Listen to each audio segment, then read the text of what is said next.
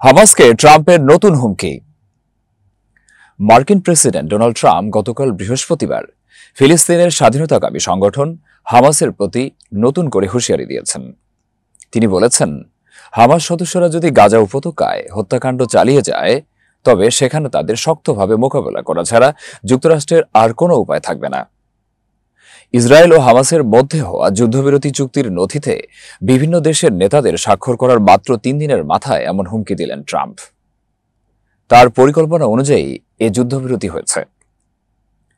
বিভিন্ন সংবাদ মাধ্যমের প্রতিবেদনে বলা হচ্ছে, হামাসের যোদ্ধারা যুদ্ধবিরতির সুযোগ নিয়ে গাজা অঞ্চলে নতুন করে নিজেদের নিয়ন্ত্রণ প্রতিষ্ঠা করেছেন। যুদ্ধ চলাকালীন ইসরায়েলি বাহিনীকে সহযোগিতা করা সশস্ত্র গোষ্ঠীগুলোকে এখন নিশানা করছেন তারা। এমন পরিপ্রেক্ষিতে হামাসকে এই হুঁশিয়ারি দিলেন ট্রাম্প।